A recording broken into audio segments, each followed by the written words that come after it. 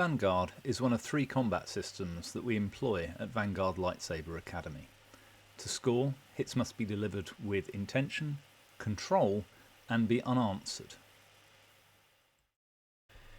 Here we have Mr. Tickle with the red sabre and Minion with the green.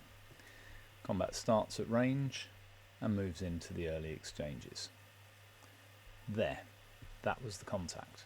Let's rewind that so that we can see it in slow motion and you can analyse what's going on.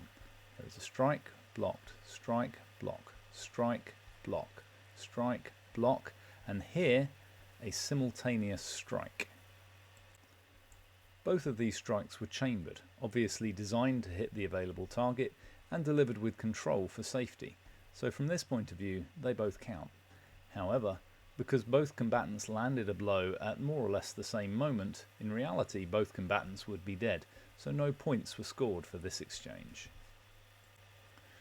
When a strike is landed, both combatants must indicate by patting the area that was struck to show their opponent that they did receive the blow, and if both combatants were struck, no points are scored. The next exchange is a little faster. There. Rewind so you can see what's happened. The strike comes in high, more of a feint really. Another strike coming in high, successfully parried, and then a low strike to the leg. There. The strike was both well chambered and the blade swiftly withdrawn afterwards, indicating control and intention, and there the strike is called. So this would score 1 point for Mr. Tickle. After the point is awarded, the fight continues, with a few light probing strikes from Minion. Some of these are feints designed to provoke a block, sends the block high, and a perfect, flawless leg level strike. The next move is difficult to see, but thanks to the calling hits system it's easy to work out what happened after the event. There. Did you see who scored what? Let's rewind it and slow it down. The strike comes in from Minion and strikes Tickle in the chest as Tickle's blade comes over the top to strike Minion on the blocking arm. The strike is above the elbow, which indicates that both are killing blows and therefore neither score any points.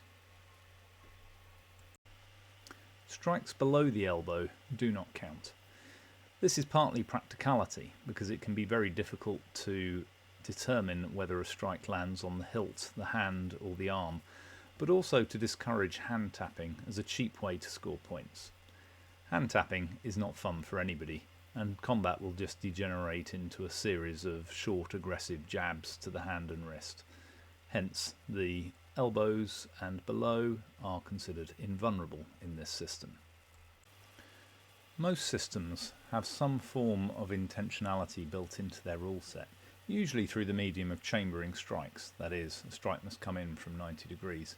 However, this is not always the case in our system. Here there is a strike which came in at less than 90 degrees but became a cut. Let's watch. So we have a low strike which is successfully blocked. Minion redirects the blade high, pushing Mr. Tickle back.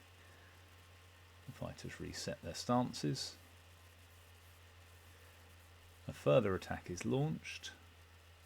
Low strike, successfully blocked. Reverse for an overhead strike, which is also successfully blocked.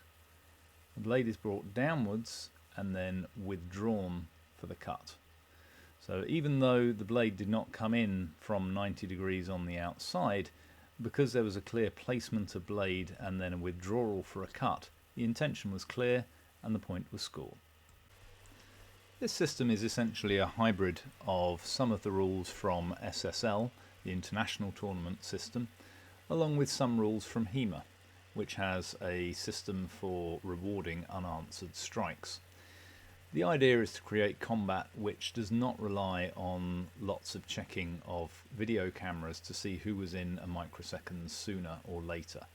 If both combatants take a strike during an exchange, both combatants would be dead in real life. Having the system where when you take a strike you indicate by tapping the area that was hit reduces the ambiguity. Very simply, if both strike fighters are struck, both fighters call the strike, no point is scored. If only one fighter is struck and calls the point, then his opponent scores the point. Aside from keeping score and making sure that fighters call their hits, the only role the referee has in this is in determining whether a strike is intentional and under control or not. This makes it a fast, fun and entertaining system to fight in.